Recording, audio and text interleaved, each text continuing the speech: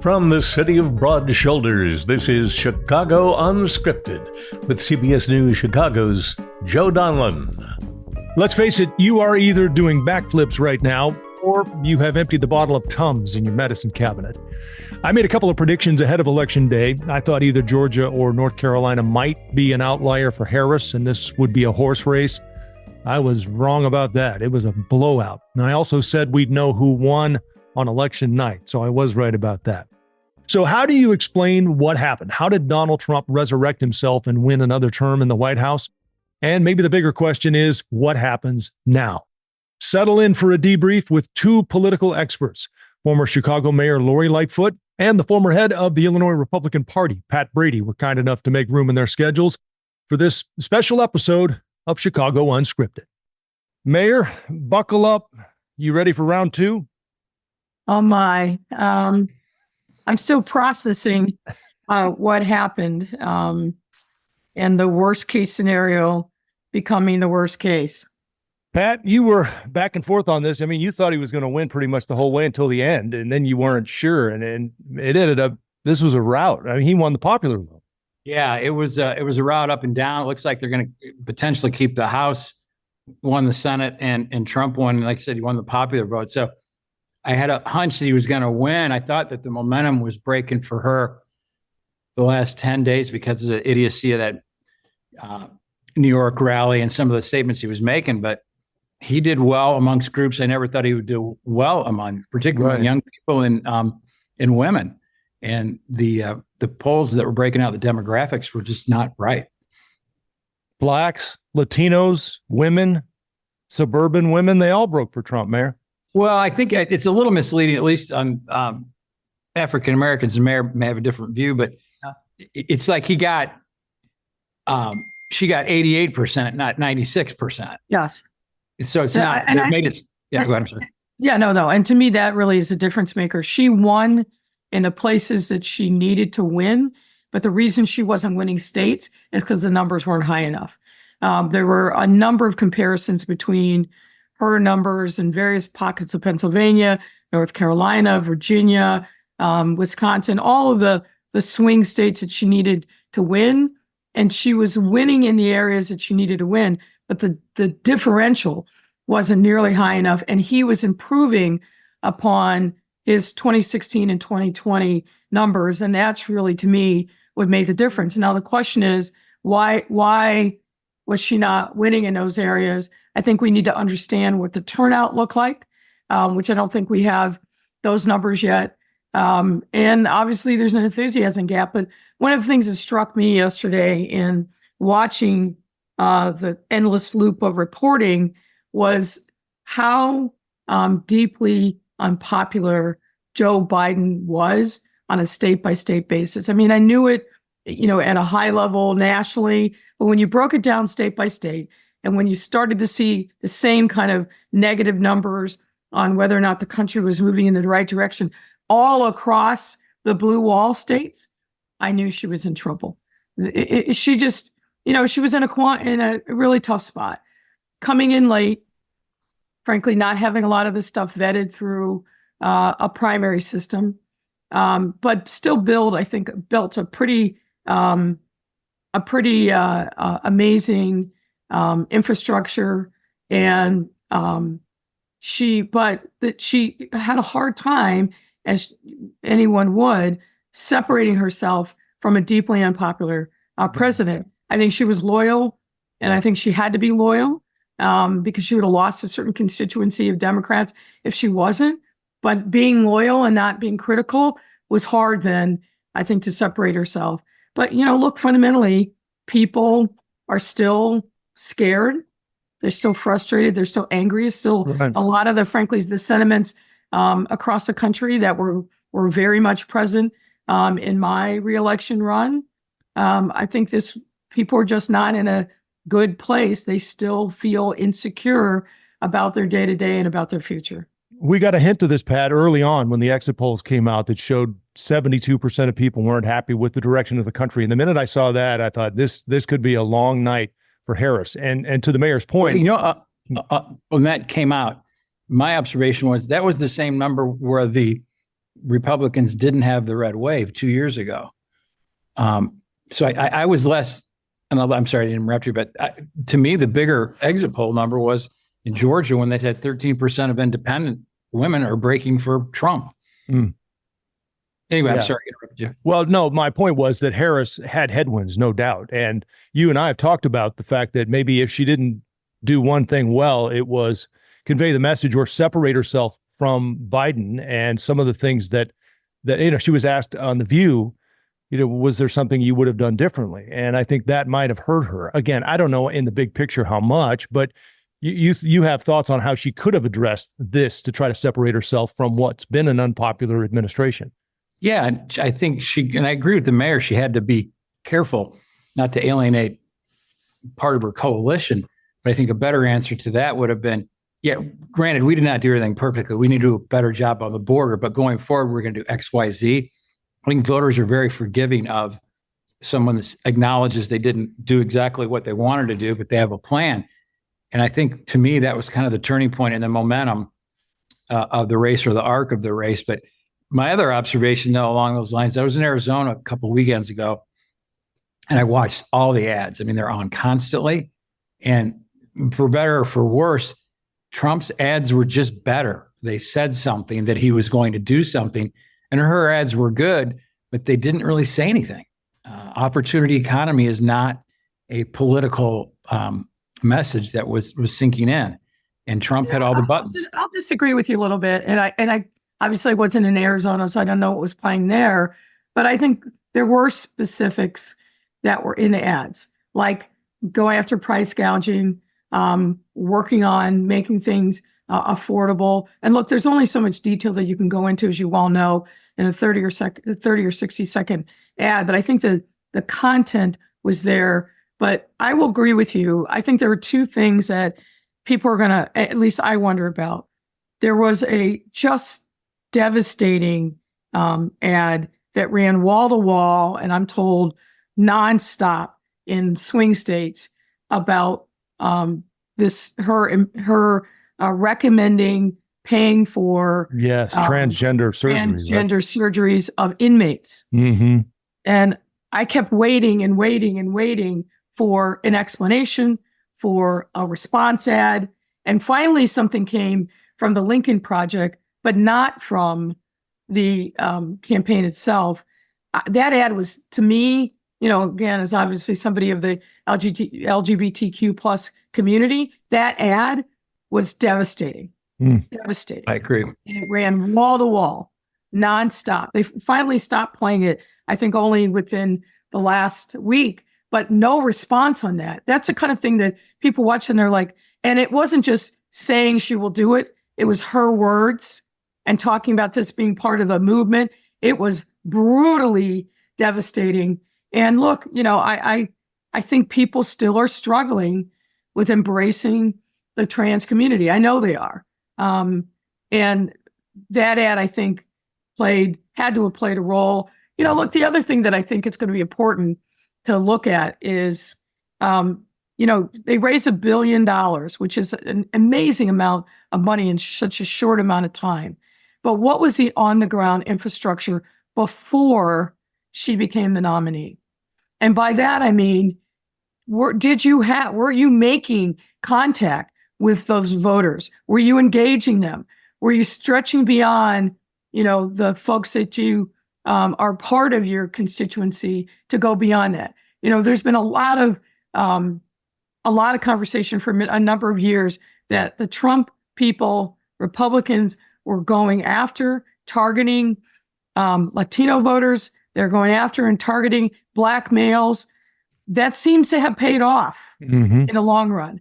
And I don't think the Democratic Party was making those same kind of targeted engagement and investments to make sure the base was secure, but to move beyond that. And look, particularly when it comes to Latino voters, obviously nobody's a monolith, and the Latino community is definitely not a monolith.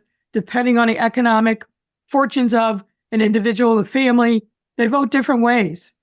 And even if you look at, say, the Mexican community or the Puerto Rican community. They are not a monolith. And you got to have different messaging to meet different segments depending on where they are in the arc of their financial fortunes. In particular, was that level of sophistication in place last year or the year before? And if it wasn't, what's the plan going forward? Because the opportunity to course correct, and Pat, I think you can appreciate this, when the Republicans are in charge, they always overreach. And I think that's going to happen, particularly if they've got both chambers of the legislature and the presidency. We're going to see a lot of overreach in these next 2 years. There'll be a course correction of some sort probably in the midterms. How dramatic, a lot of it's going to depend upon the Democrats being able to pick themselves up and be really clear-eyed and laser focused on course correcting themselves. This is something, Pat, that we've talked about at length. I know Democrats just historically have not been very good at messaging, and Republicans have. And this election is a prime example of that. You can take either of the top two issues, immigration or the economy. And if you look at the economy, by all measures, it isn't that bad, relatively speaking. Unemployment's down, inflation is down, the stock market is up, earnings, savings up. But that was not a message that Democrats were able to sell, I think, because they were afraid to say, hey, things are not as bad as they look, because prices are still up. Yeah, there's a difference between perception and reality, and the perception, at least amongst voters that you see in the polls, was that the economy's not good, or at least not working for the people that came out to support Trump. And the Republicans are pretty good at messaging. They're also good at symbolism and doing the flag and the whole thing. Trump's ads looked patriotic, which is what a lot of people like, particularly that demographic wanted, and it worked. Yeah, and he doubled down. Mayor, I'm not sure on the infrastructure. I talked to a lot of Democrats, that told me they've been working it for years, but obviously whatever they didn't do right. And Trump, I think every time he's run, has outsourced his program. He did it to the RNC in 2016, and it was Charlie Kirk at Turning Point and Elon Musk who did all his outreach, and obviously it was effective. Well, he doubled down, to your point, Pat, about the MSG rally. He doubled down on all of the things that Democrats and his opponents say disqualified him. He doubled down on them, and in the end, Mayor, it worked for him. Well, I think I'm not going to say it worked for him. I won't go that far. I think there's a certain category of Trump loyalist who it doesn't matter what comes out of his mouth. They're going to follow and agree with anything he says. I think the tipping point for him wasn't that. And obviously the Democrats and independents that are repulsed by him, he could be mute for the rest of his life and it wouldn't matter because people are not going to agree with him. I think the difference is that people didn't feel good about their present or their future. And they believe that when he was president, because they got those stimulus checks with his name on it, that he did a better job on the economy, that he got it. And I think that was a really hard messaging hurdle that the vice president and her team were really late to the party on. Look, I also think that other things on the margins didn't help. Many of us, and many of us, frankly, who were mayors when the busloads of migrants started coming to our cities, talked to people within the Biden world and said, this is going to be a huge issue. It's super divisive. It's costing a lot of money, and it is absolutely going to be elevated to part of the national narrative going into reelection. And I think there are a lot of folks initially in Biden world that didn't believe us. They just didn't believe us.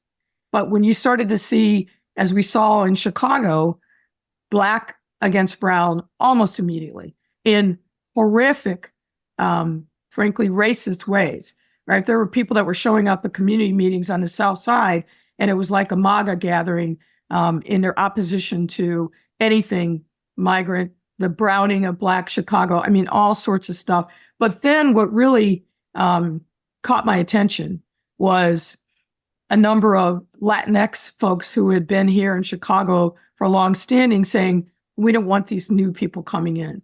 Now, again, some of that was a majority of the Latinx folks that were coming on the buses were Venezuelans. We don't have a large Venezuelan community here, but that friction in core parts of the Democratic base, that was real. And I frankly think the Biden folks waited way too long to take that seriously. And you can make the case, Pat, that the first thank you note Trump should write is to Greg Abbott, because totally. Say what you will about what happened here, and it might be inhumane, whatever you want to call it. It put the issue on a national stage in front of people who weren't even thinking about it before. That's right. And it exactly. And when he did it, I said just that. I go, humanitarian wise, I hate this, but politics wise, this is a pretty good move. What do we do with immigration? What do you I think it's pretty clear. I don't know whether Trump brings back Title 42 and just shuts the border. I don't know if he can do that like he could before when he was in office with the pandemic. I'm assuming that's probably one thing we will do. But we had a bipartisan bill that he shot down. Where do you think that goes now, Mayor? What happens next? I mean, if he had a brain in his head, he would resurrect the bipartisan deal and say, done. And frankly, he doesn't even need it to be bipartisan. With the Senate numbers that they have now, I think they can get it passed and get it done. And he's going to say, I'm the savior. But it's obviously a huge issue. And until we fix our broken immigration system, we got to give people that are here a pathway to citizenship. And frankly, we got to put more pressure on, I think, some of these countries in Central and South America to fix what's broken, because people are fleeing for a reason. Nobody goes through the hazards of, a 2-week trip through the jungles, through the waters, through losing this, losing that, and leaving everything that they know, unless there is a crisis in the homeland. And the fact of the matter is, too many of these Central American countries are falling apart. The economies are bad. The violence is raging, on, or all of the above. If we don't fundamentally fix that root cause problem, we're going to continue to talk about this issue. But this nonsense of, we're going to deport, 11 million people. First of all, that's never going to happen. And the only way you do that is you have to, in cities that are Democratic cities, you're going to have to turn local police officers into immigration officers. That's never going to happen. But what is going to happen? I was thinking about this recently, if you'll indulge me. In the summer of 2019, in the whole spring, Trump had been rattling the saber about what he was going to do, how he was going to weaponize INS. I was on the southwest side, at an after-school matters event. And there were some young girls that were kind of in a gaggle. These kids were there to draw and paint a mural on the side of a building. And I went over to one of the little gaggles of girls who were probably about the same age as my daughter at the time, 11, 12 years old. And they were afraid. And as we talked, several of them started crying. And why they were afraid is they feared every single day they were going to come home from school, come home from a, after school program or a day program, and that their house is going to be empty because their parents who weren't in the country legally were going to be picked up and deported. And these young preteens, teenage girls, were really suffering a tremendous amount of trauma. They were, in many instances, from what they told me, the only English speakers in their household. So they were translating this news. And, I walked Pilsen, I walked Little Village, I walked other Latinx enclaves in our city that summer. And there was a palpable fear that INS was coming, that people were going to be taken away. They were going to lose their livelihoods. Businesses are going to shut down. You're going to see that again. Yeah, I mean, short of knocking on doors, unless someone who's illegal crosses the legal system, as in jail or is arrested or something, that's one way I'm assuming this could go. The bigger picture of mass deportation, to your point, Pat, we've been kicking this can down the road for 40 years. Yeah, I mean, since Reagan, when he granted amnesty 40 years ago, I think one of the solutions would be to immediately mass deport all second generation and then Irish Americans. Trust me, there are plenty of people plenty of your friends would support that. We are the problem, Joe. Well, I think Aer Lingus and a lot of international carriers are going to see an uptick in their bookings. People are morbidly saying they're going to flee the country, but well, to the mayor's point, I remember McCain. We got to actually fix the immigration system. If I'm the Democrats, I agree. Kidding aside, McCain used to say this in the 2008 and the 2000 race, actually, because it's always been an issue that, we don't have 1,600 pair of handcuffs. We can't just scoop people up and 16 million, excuse me, pair of handcuffs. But, and the mayor's right too. And you got to talk to the Latin American countries, which I think Vice President Harris tried to do. But you just got to shut the border down for a while. Just shut it down and get control of who's coming in. I was mayor when I was in the U.S. Attorney's Office in L.A. They made us do a rotation on border court, and it was just a joke. I know this was 30 years ago, but it was just a horrible system. Innocent people coming across to get milk for their kids are getting arrested. I was telling Joe, one guy got so intoxicated he fell across the border. He got arrested. It was just the system just never. A lot of the and this is, I'm not saying this is the case now, but back then a lot of the border agents were in with the cartels.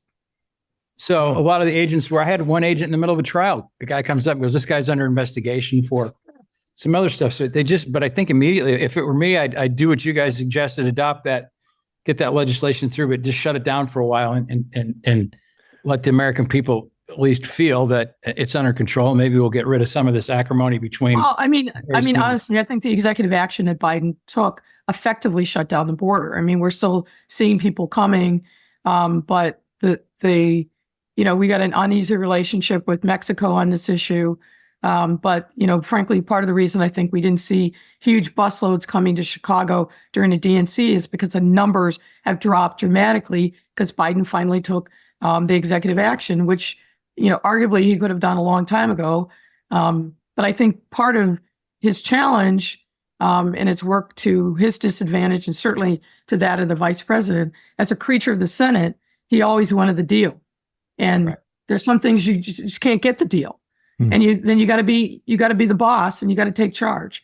And having finally done that, I think it inured to the benefit of everybody.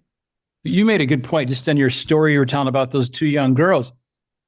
Trump had open field on saying that the border's a mess and they screwed it up.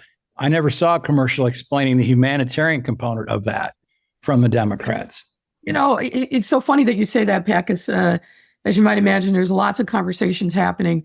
But why in the hell did we not remind people about the horrible things that Trump did at the border, how he locked up children, how he separated families? I would have been all over that like a cheap suit. We didn't see one single ad about that, like literally not one. And they barely mentioned it.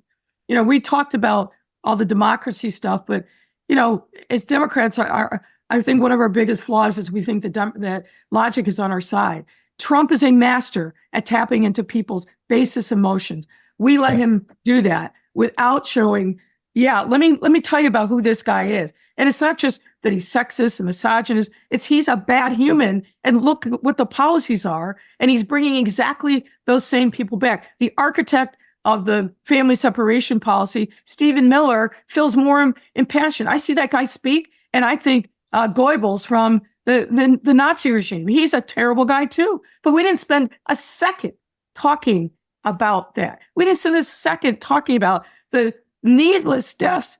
The needless deaths that happened because of his incompetence around COVID. Why not? Well, the other missed opportunity that the financial networks are talking about now is the impact on the employment situation and the jobs. And that was another perhaps opportunity missed. And what happens when some of these folks, if they are deported, what happens to the workforce? Let's use that to springboard to what happens now, because there's a lot to chop up here. Some of what's to come now that Donald Trump is back in the White House with what I'm sure he will call a mandate. So let's start, because you're both former prosecutors, with Jack Smith. That case goes away, right? I mean, the Georgia case is a state case, so that proceeds, but not while he's president, right? Let's start there, Mayor. Yeah, I think that's right. I think that they'll put in obviously a new leadership at the Department of Justice, and one of the first things they'll do is they're going to move to dismiss in all those federal cases. I think legislation or that litigation is over. He obviously can't do that in the state cases. Question is whether or not any state AG tries to pick up the mantle. I would think that Tish James in New York has decided she's had quite enough of the taste of Trump in her mouth and is not going to readily jump back in. And it's hard for me to think about who else might arguably have a jurisdiction to take up any of these cases. An interesting thing, though, is he's still scheduled to be sentenced, I think, next week in the New York case. Does that proceed? Does that not proceed? And look, he's not going to serve any time in jail for a whole host of reasons. But I think that sentencing proceeds. I think he could be sentenced. I think it will be upon appeal, and the appellate court will say, we're going to put this to the side while the president-elect does what he does. So I don't think that's going to happen. But I think the other thing I fear is there's no love in Trump land for cities, and particularly cities run by Democrats. I worry a lot about the score settling when it comes to Democratic states, Democratic cities. We've heard, he was holding back disaster funds for Puerto Rico just because, God forbid, something like that happens. I worry a lot about, it's not just going to be deregulation. I think it's going to be gutting of key agencies. I think we could assume the Department of Education is gone. I think EPA will be a shell of its former self. There's a lot of conversation that the CDC and particularly funding for local public health initiatives will be done. The House was embark up on a bill to substantially gut the jurisdiction and the funding for the CDC. So I think that's real. In our highly decentralized public health system, you worry about what happens if there's something horrible and tragic that breaks out and there's no infrastructure, there's no money. I think there's a lot to be very, very worried about. And we haven't even talked about what's going to happen with civil rights, so-called the justice system. I think we got to be very concerned. And looking at the people who won in the Senate, is there an adult in the room that's going to be reasonable to stop that? I think the break, if there's guardrails at all, would more likely come in the House, just because they're going to be up in 2 years. But I think back to the time of Newt Gingrich. They overplay their hand, and I think we could be in for a very, very bumpy ride for the next 2 years. And he pardons the January 6th hostages, as he calls them. I'm assuming, Pat, has said he would. Couple things. Mayor's head's going to explode when I say this, but if I were Biden, I'd pardon him on all of it. Get it off. Just pardon him. Pardon Trump. There's a lot. I don't agree with it as a policy matter, but as a political matter, I absolutely can see why that would make a lot of sense. And frankly, I think Biden ought to pardon his kid too. I do. I pardon them both.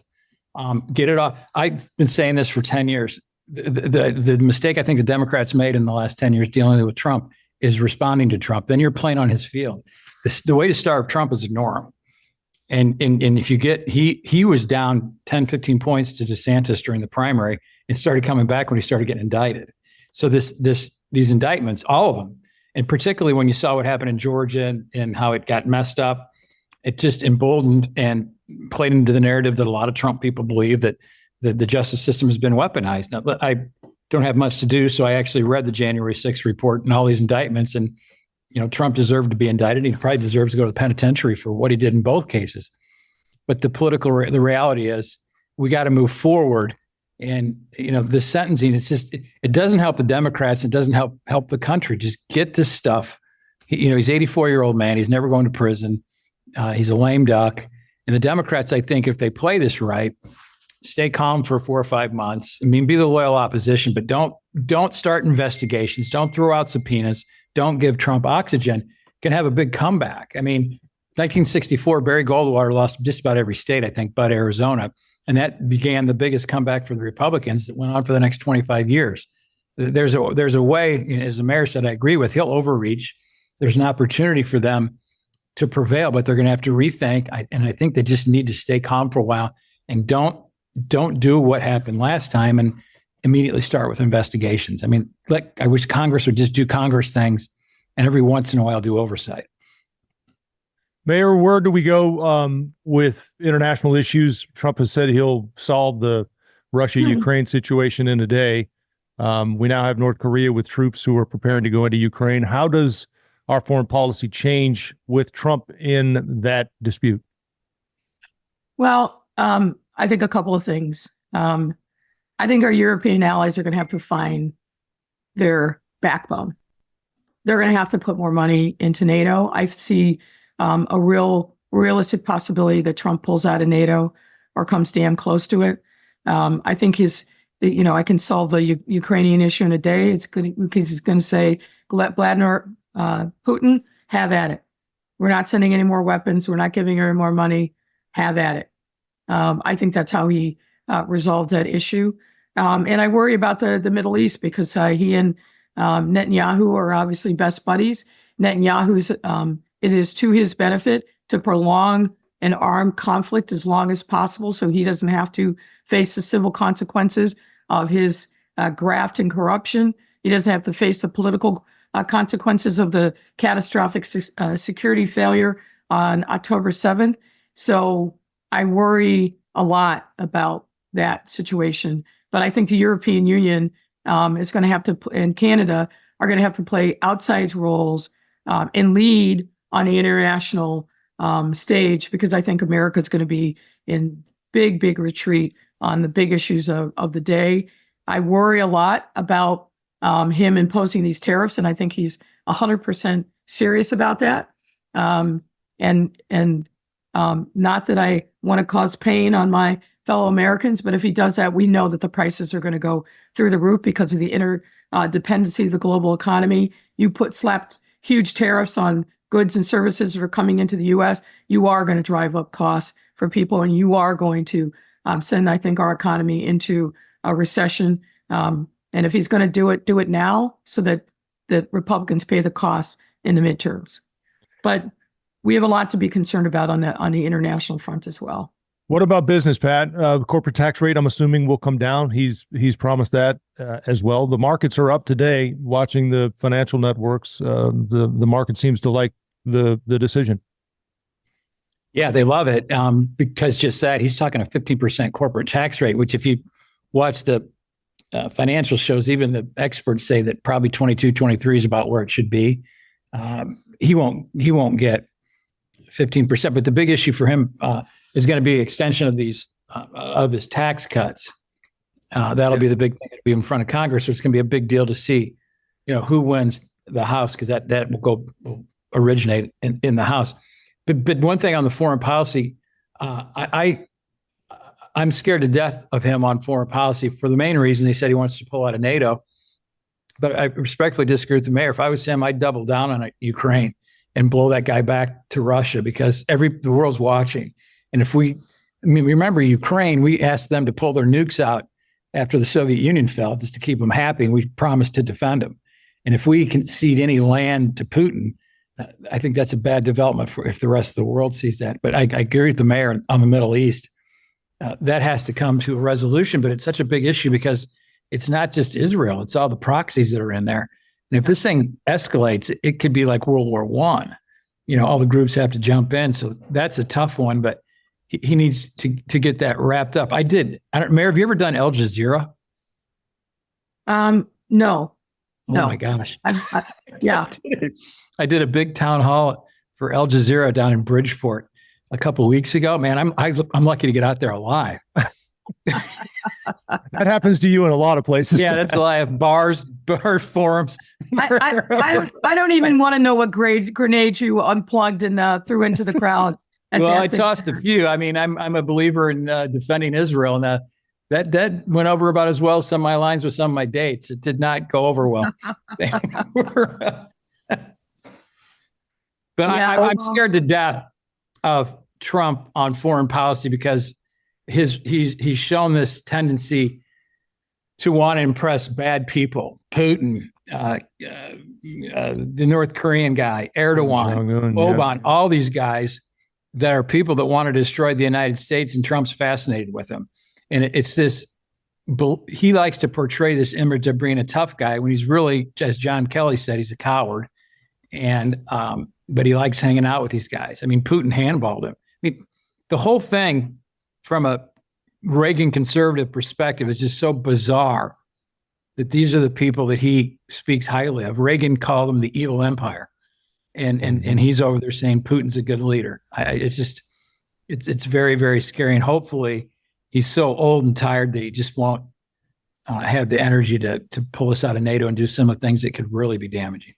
Mayor, we do this every 2-4 years. And every time there's an election, the people speak and we listen to what the people say. And we're hearing what they said last night. Is there a way to look at this and say, you may not like him, but maybe Trump is right? Well, I'm never going to say Trump is right. I just can't even conceive of that concept being a reality for me. But what I'll say is this. I looked at the statement that Liz Cheney put out today and what she said, and obviously she's not a Trump fan, quite the opposite. But our democracy worked, right? People went to the polls. They voted. The voting was free and fair. Glitches here and there as you would expect on an election of this scale. But the voters got to do what we do in democracy, which is exercise their right to vote. And we have an election result. I don't personally like the result, but I'm going to respect that result, as we all should and must. So that part of our democracy held firm. And that's an important thing, because I don't think any of us could have had 100% confidence that that was going to be the case going into yesterday. That's an important thing. I think, that we have to tread carefully with our language, with our actions in the coming days and weeks, and not cower in fear of what Trump and his people may do, as frankly, Jeff Bezos or the owner of the Los Angeles Times that didn't have the courage of their convictions. But I think our democracy is really, really fragile right now. And I didn't listen to Trump's speech, but the things that I've seen about it is he actually, I don't think the guy really can ever be presidential, but he could have been a lot worse last night than what he was. He showed uncharacteristic restraint. What will be interesting to see in the coming days is who are going to be the people that lead the government. I talked to a Republican friend of mine this morning. He's like, oh, you shouldn't worry. This guy's just going to go down to Mar-a-Lago and his other properties and play golf. I said, well, that's okay, except who's then going to be running the government? If it's the likes of Stephen Miller and those crowds, I'm concerned about it. And this person said, and was quoting Condi Rice, said, Washington, D.C. is an aphrodisiac. Who will be drawn to serve? Yeah. Well, give me a name or two. Who do you think is Attorney General?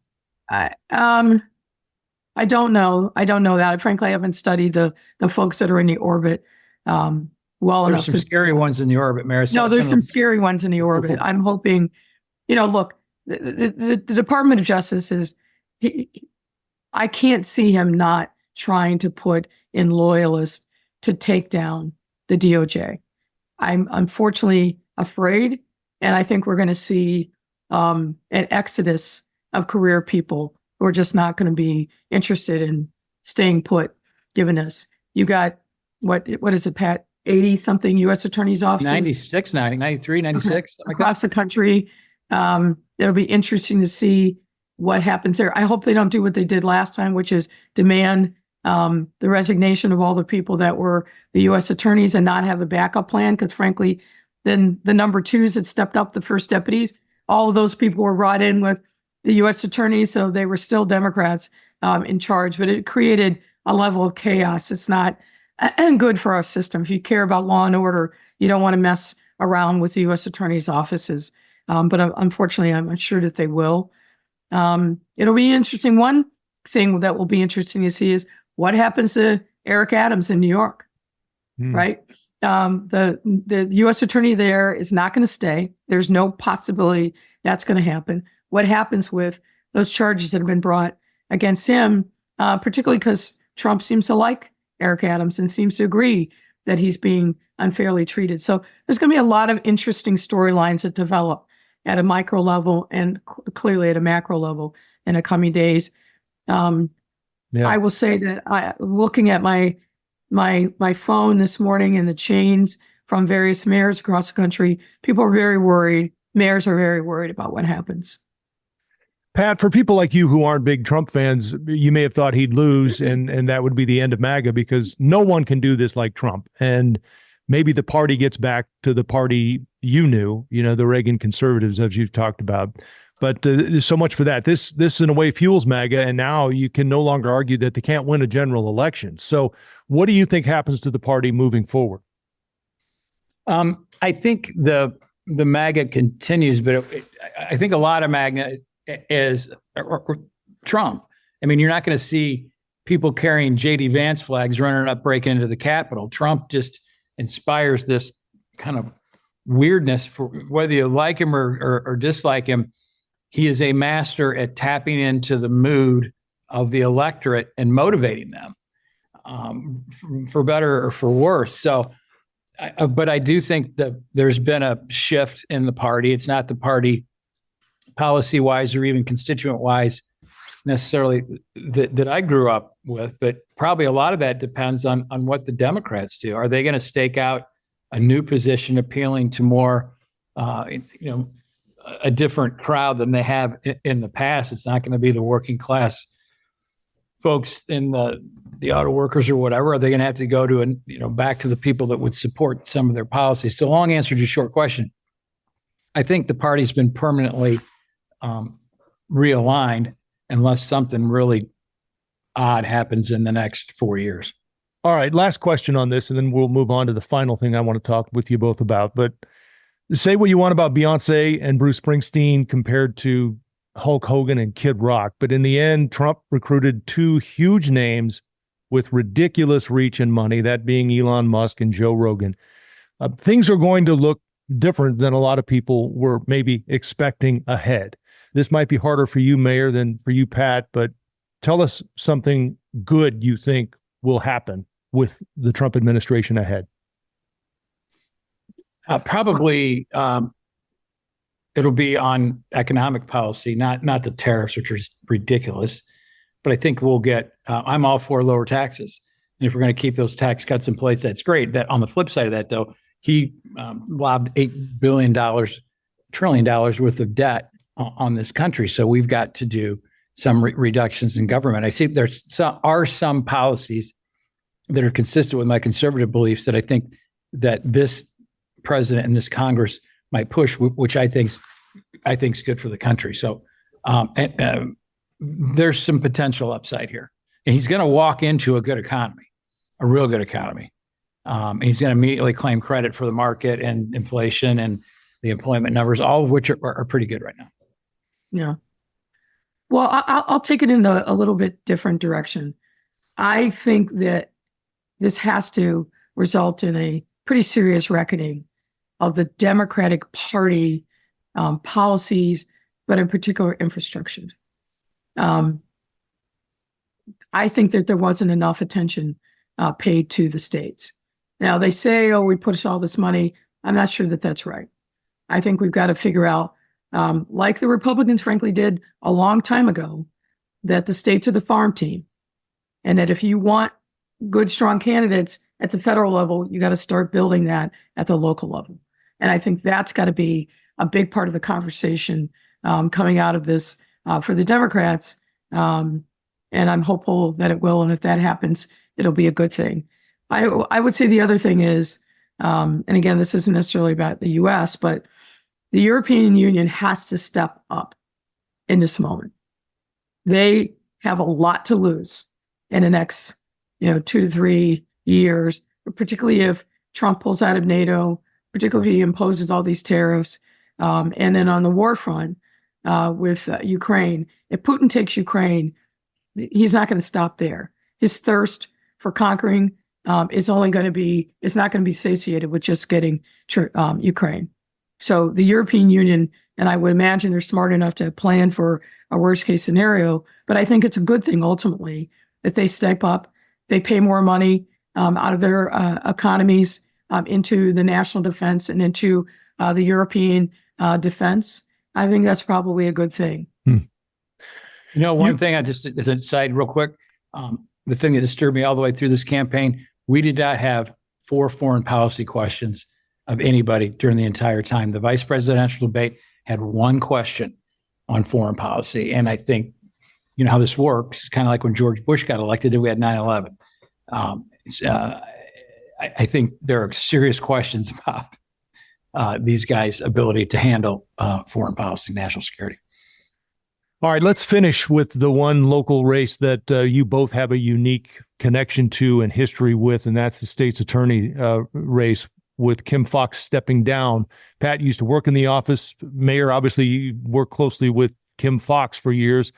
What happens with Eileen O'Neill Burke in charge now? What changes? Because crime is such a huge issue. Mayor, you told me at one point you think crime might have been one of the things that hurt you most in your reelection. Oh, there's no doubt. I'll start, I guess. I think that there's a lot of damage that's been done to the state's attorney's office as an institution. Both, I think they're way down in assistants in courtrooms that matter. I've heard things about Maywood. I've heard things about 26th Street and some of the enrolling medals. They're going to have to go on a massive recruitment effort to make sure that they've got that pipeline replenished.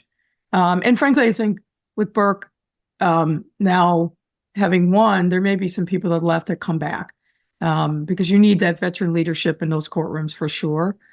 I think we still have the structural problem, though, of too many dangerous people out on the street. And that's not a state's attorney problem. That's a court problem. That's a Tim Evans problem. And that has not been fixed. And I think there's got to be a lot more attention paid to that. It'll be interesting to see what Burke's relationship is like with Tony Preckwinkle. I know what it's like, Mayor. Yeah, I do too. It ain't good. It ain't good at all. And frankly, what's going to be interesting to see is what they do to the budget of the state's attorney's office, because they're in that process right now. But, I've heard lots of things about the refusal to return phone calls and things of that sort. That's not good.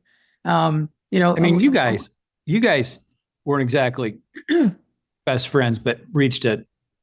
Yeah. Look, I didn't need her. Right. It made sense to have a working relationship, and we definitely had that at the staff level. I'm not going to say that we, and I'll put it on her. I beat her. I don't think she ever got over it and wasn't friendly, but I didn't need her necessarily for anything. But we found ways to cooperate when we needed to. Around. I thought I saw you two sitting out having a beer on stage. Was that wasn't you two? Yeah, not me, not me, and definitely not her.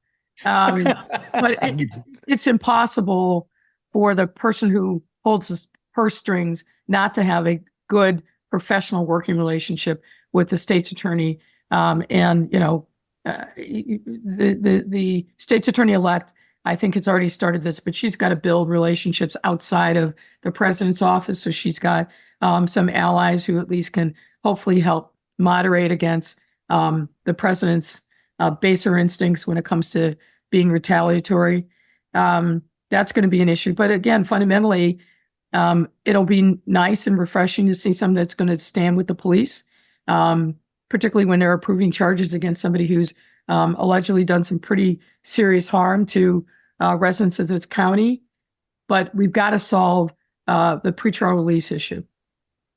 Yeah, I'm pretty close to Eileen. Eileen is my era mayor in the office, and she tells a story in her stump speech. So when we got hired, they interviewed like 1,500 people and hired 40. I'm still to this day convinced I only got hired because they thought I was Judge Brady's nephew. But